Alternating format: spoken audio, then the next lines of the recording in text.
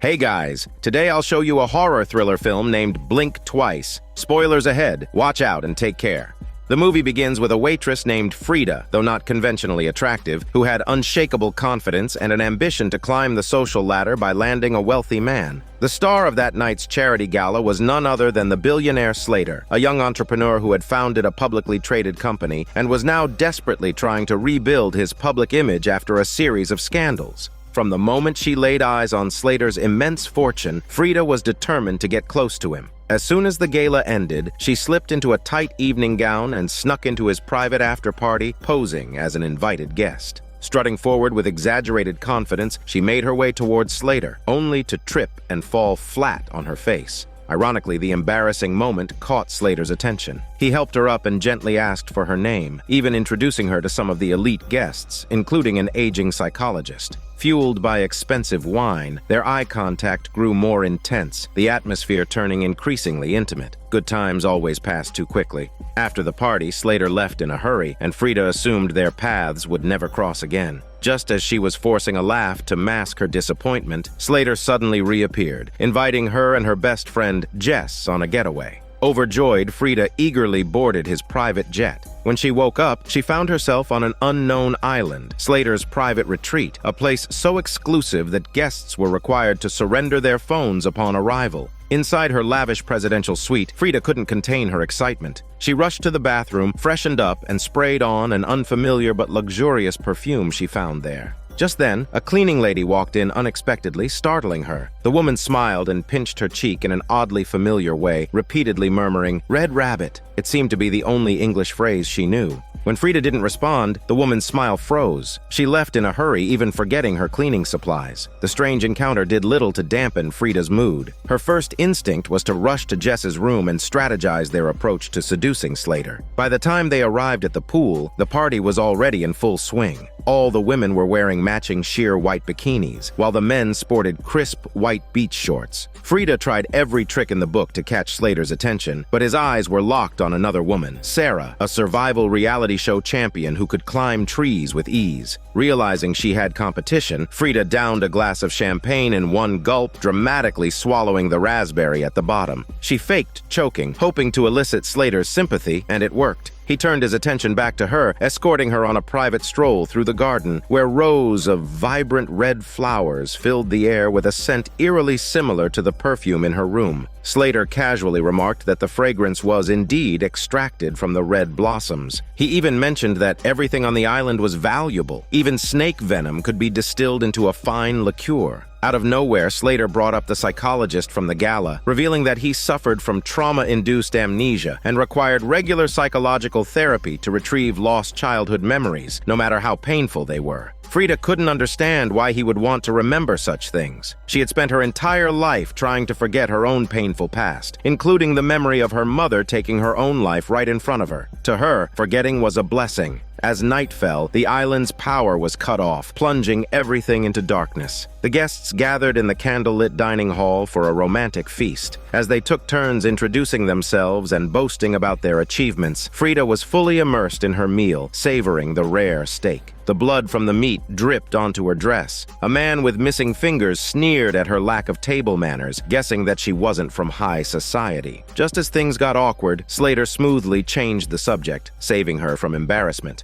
After dinner, everyone took turns swallowing a few drops of a mysterious liquid. Laughter erupted, and soon the entire group was dancing wildly to the music. By the time Frida regained her senses, she found herself sprawled on a bed. To her shock, the stain on her dress had disappeared, but she had no memory of changing clothes. Panic and confusion set in, but before she could dwell on it, the endless supply of fine wine and delicious food numbed her fears. The post-dinner mystery drink had a way of making people forget their worries, leaving only happiness behind. Somewhere between pleasure and oblivion, Frida remembered her ultimate goal. She flirtatiously took a drag from Slater's vape, pretending to dislike the taste of tobacco in a sweet, innocent act. As expected, Slater fell for it. He gazed at her tenderly, complimenting her animal-themed nail art, and then, almost absent-mindedly, asked about the scar on her temple. But no matter how hard she tried, Frida couldn't recall where the scar had come from. The next morning, Frida woke up in her room, finding herself holding Slater's vape in one hand, her fingers stained with mud. She couldn't remember how her hands got dirty, her mind only filled with fragmented images. When she went to return the vape, the psychologist happened to be coming out of Slater's room. As soon as he saw Frida, he greeted her like they were meeting for the first time. Frida quickly corrected him, reminding him they had already met a few days ago at the gala. The psychologist's expression showed disbelief, but he quickly excused himself, grabbing a red gift bag and leaving the island. That evening, a sudden scream interrupted the festive party. It was her best friend Jess, who had been bitten by a snake. Frida offered to take her to the hospital, but everyone quickly protested. There was no hospital on the island, and the snake venom wasn't fatal. Most importantly, everyone was too caught up in the revelry to leave the island. Jess, realizing the true nature of these people, began to suspect something was off after realizing she had been losing her memory every night. She begged Frida to leave with her, but Frida, tears streaming down her face, refused. This was the only chance in her life to get close to high society, and she didn't want Jess to ruin it. Seeing Frida so emotional, Jess reluctantly dropped the idea of leaving. The next day, Frida found a red gift bag on the floor. Inside a neighboring room, there were many more such bags, all containing perfume made from red flowers. The cleaning lady was hiding in the bathroom, drinking the snake venom liquor. Frida promised not to tell anyone, and in a moment of recklessness, drank a large gulp of the alcohol, becoming an accomplice. The strong taste made her tear up. After taking a nap, Frida woke up with a nosebleed, and for a brief moment, Jess's face flashed in her mind. She was holding a knife and telling her to hide it. At breakfast, Slater and the other men decided to go fishing, while the women gathered together to apply facial masks. Frida noticed the women passing around a lighter that belonged to Jess. That's when she realized Jess was missing. Strangely, no one else remembered Jess as if she had never been on the island. Frida rushed back to her room, convinced she was either dreaming or going insane. Suddenly, a knife fell from behind the mirror. This wasn't a dream. A knock on the door startled her. Sarah was there, having woken up to find several bruises on her body, but no memory of how they had occurred. Although she didn't remember who Jess was, Sarah was certain Jess had existed, as she had found the lighter with Jess's name on it. Frida took Sarah to the room with the red gift bags, suspecting the perfume could be responsible for erasing memories. She considered calling the police, but since everyone except herself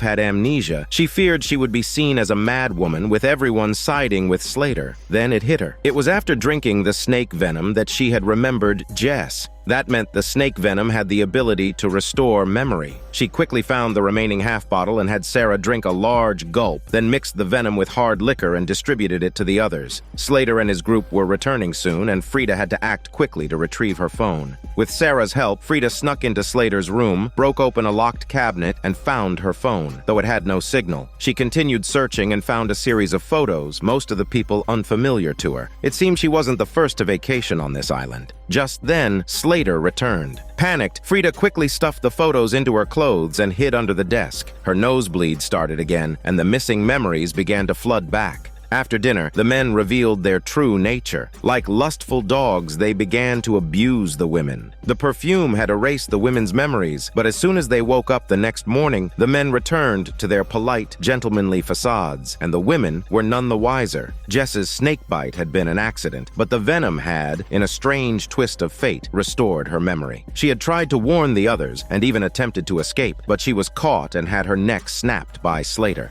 Meanwhile, Sarah also regained her memory. When one of the sleazy men touched her, she couldn't help but punch him, breaking his nose. Frida quickly returned to Sarah's side and urged her to pretend nothing happened. They would make their move after the other women regained their memories. After dinner, Slater studied the expressions of Frida and Sarah carefully, sensing something was amiss. He casually asked if they were enjoying themselves. Frida immediately signaled to Sarah, and to throw off Slater's suspicions, she started dancing provocatively. The sleazy man was distracted by her graceful movements, not noticing Sarah secretly taking a wine opener and hiding it in a flower pot. Frida took the opportunity to slip out of the dining room and head back to her room. The night deepened, and the snake venom alcohol finally took effect. The other two women regained their lost memories. They were high-achieving students and social elites. Unable to accept that they had become playthings, they lost their sanity and went on a killing spree. The man in fat was stabbed with a metal spike until he resembled a pincushion, dying on the spot. The sleazy man had his palm pierced by a wine opener, and the man with the missing fingers had his face smashed by the fridge door. A gunshot interrupted the massacre. The bodyguard shot one of the women dead and captured the other. At that moment, Frida tripped, and all the photos hidden in her chest fell out. She was holding one of them in a daze. Suddenly, Slater's female assistant appeared behind her. Frida initially thought the assistant was another victim, but she soon realized the assistant was enjoying herself and was even trying to kill her. In the critical moment, Frida grabbed a knife and dealt with the assistant in one swift motion. She planned to return to the dining room but was caught by a bodyguard. With the gun pointed at her head, it was only a moment before the trigger would be pulled. Sarah appeared just in time, smashing the bodyguard's skull with a stone and grabbing his gun.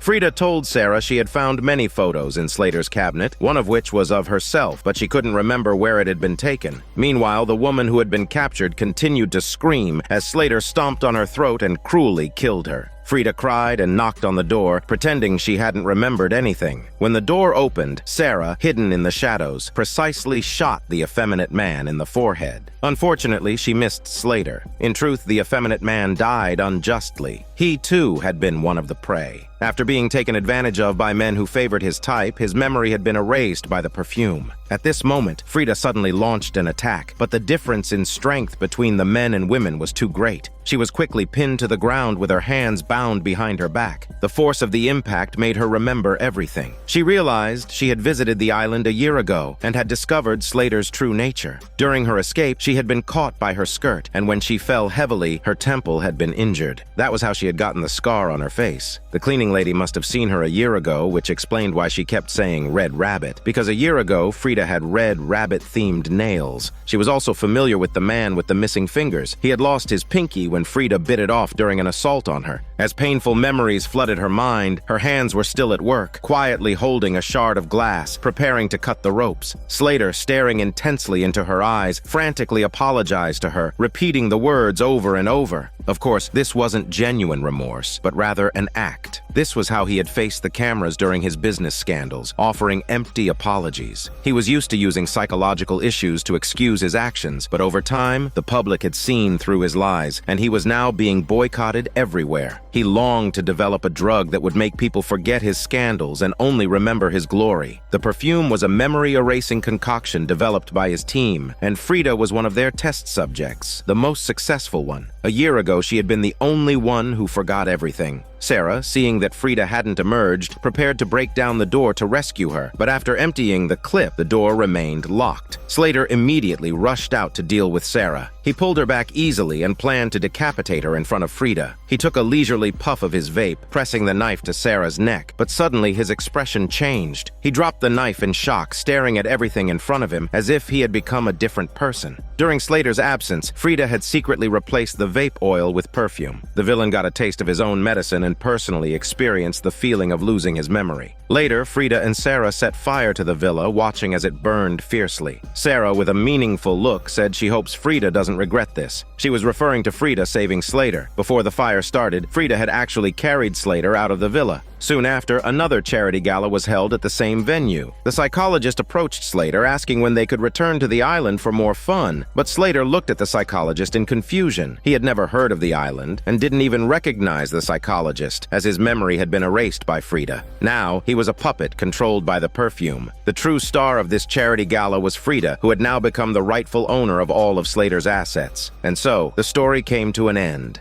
This is Daniel CC Movie Channel. Stay safe and enjoy your day.